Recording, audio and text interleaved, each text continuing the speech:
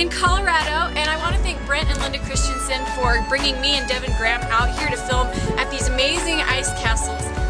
All the information is in the description with their website, and they actually built this. So yeah, they built them for people to come see, so you're more than welcome to check them out as well.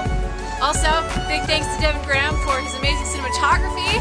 You can check out his YouTube channel right there because he has incredible stuff on his channel as well. Also, let me know in the comments what you think of my dubstep music. This was an experiment for me, and so let me know if I should try it again, do more, or whatever you think. So thanks so much, guys, and you're awesome.